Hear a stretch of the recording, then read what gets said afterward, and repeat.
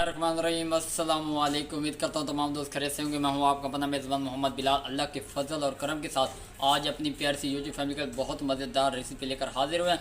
आज असी फुलियाँ बना के विखावे जेडे दरबार से मंजाते हैं, घर च बच्चे छोटे बड़े शौक ना खाते विलेज होम तरीके ना।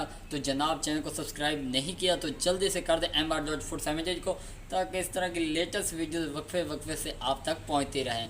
तो बिना टाइम वेस्ट किए चलते हैं वीडियो की तरफ। और शाम का टाइम होने जा रहा है, धूप यानी कि ऊपर से आ रही है, तो हम अपनी वीडियो शुरू कर रहे हैं। ये वीवर साढ़े को लंबे चावल हैं, पक्की बनास्पति जिन्हों कहते हैं, ये वो यूज़ करने ने। उस तो बाद नमक असी चिट्टा यूज़ करना, तो हाफ टी स्पून नमक इहदे असी मिक्स करेंदे पे हैं। ये चेक कर लो, इहदे मिक्सिंग करके उस तो बाद असी इहदे ना पानी दे थोड़े बहुत ड्रॉप्स पा देने, ताकि नमक इहदे अच्छी तरह मिक्स हो जाए। ये चेक कर लो, इन्होंने थोड़ा जिहा निम रख के देना इहदे, ताकि चावल जोड़े ना थोड़े बहुत तरे रहन, तो इहदे नमक अच्छी तरह मिक्स हो जाए। नमकीन फुलियाँ तैयार होंदियां ने, यकीन मनो बहुत ही टेस्टी और स्वादिष्ट बननगियां विलेज होम तरीके नाल। इन हुण असीं 5 तो 7 मिनट वक्फा देने, उतनी देर असीं अग बाल लैंदे पे, ताकि इन थोड़ा जिहा गैप मिल जाए। अल्हम्दुलिल्लाह वीवर है, चेक कर लो, असी अग जी है डंडिया नाल बाल चुकी है, छापरां दे नाल बाली है। ये माचिस का इस्तेमाल करके तो विलेज होम यानी कि देहातां दे विच जिवें बनदे ना, ये फुलियाँ जिहड़ियां बहुत नमकीन मज़ेदार बनते हैं। यकीन में तुसीं हाथ नहीं रोक सकोगे। बनास्पति चावल यूज़ करना, कच्ची का चावल बिल्कुल नहीं यूज़ करना, फ्लापिंग हो सकती। पहले तो दस दो, तो असीं अग जी तलू बाल दी है, देगड़ी उत्ते रख दी है, तो अग जिवें तलू तेज़ होंदी पई है। फिर असीं इहदे चावल पईसू जिहड़ा पानी दे विच नमक मिक्स किया है, वो मिक्सिंग करेसू, तो फिर अपने वीवरां नूं दिखाइने हैं। अल्हम्दुलिल्लाह वीवर अग साडी बल चुकी है। बिस्मिल्लाहिर्रहमानिर्रहीम। ये चावल असीं इहदे पा दिते ने। इन्हां चावलों ना थोड़ी देर कण असीं यानी कि सुका लेना है पिया। चमचे की मदद नाल अच्छी तरह स्क्रॉल करने ने, यानी कि ना सुक्के सुक्के नज़र आवन, पानी जिहड़ा विच खुश्क हो जाए। इन्हां नूं नाल नाल इन्हें हलाई रखना। ये चेक कर लो, पानी जिहड़ा विच थोड़ा बहुत नज़र आंदा पिया अच्छी तरह विच ड्रॉप हो जाए, तो फिर असीं तुहानूं विखाइने हैं। अल्हम्दुलिल्लाह वीवर चेक कर लो, बिल्कुल खुश्क हो चुके हैं। हुण असीं उतारदे पे। बिस्मिल्लाह।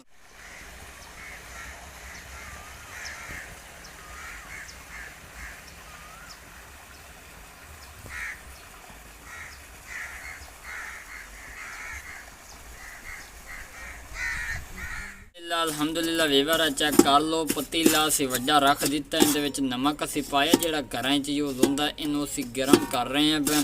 इस नमक दे विच असीं वो पावने नहीं, यानी कि चावल जिन्होंने असीं बैर पहले कढ़ लिया स्क्रॉल करके।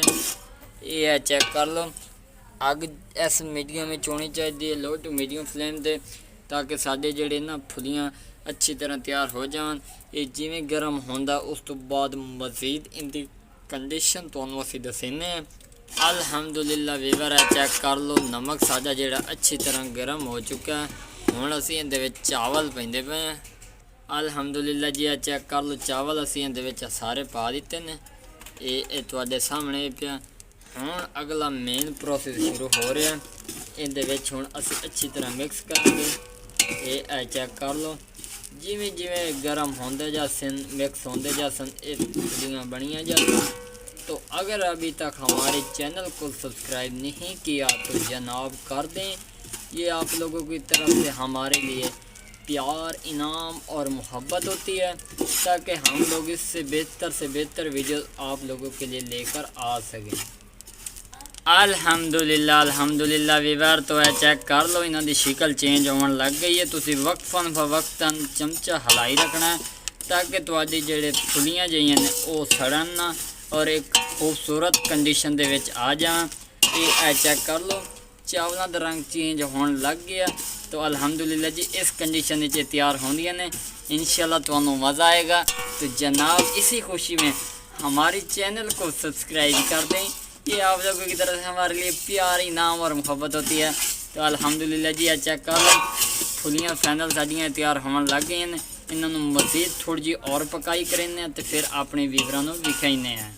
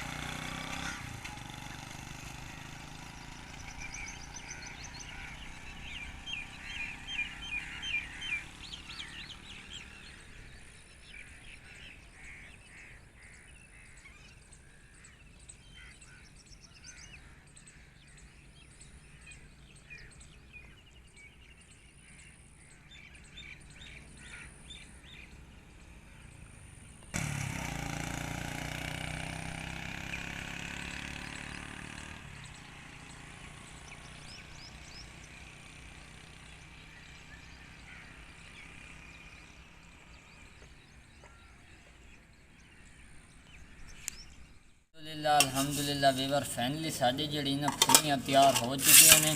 फ्लेम असी हाई थोड़ा रखे है, खूबसूरत और क्रिस्पी इन्हों की शिकल तैयार हुई है। एक असी तलो पराउन रख दिता, इहदे विच असी इन्हों छान लेने। ये है चेक कर लो, बिस्मिल्लाहिर्रहमानिर्रहीम।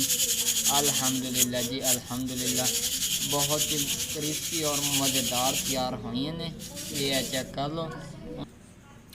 अल्हम्दुलिल्लाह अल्हम्दुलिल्लाह वीवर फाइनली तैयार हो चुके हैं। इनू असी छान लवेंगे बाद ताकि थोड़ा टाइम बच जाए, लेकिन एक क्रिस्पी और मज़ेदार इस तरह तैयार होंगे हैं। अगर वीडियो पसंद आ जाए तो जनाब चैनल को सब्सक्राइब लाइक शेयर ज़रूर कर देना। बहुत सारी दुआओं के साथ मोहम्मद बिलाल को इजाज़त दें। एक नई वीडियो मुलाकात होगी। अपना ख्याल रखना। अल्लाह हाफिज़।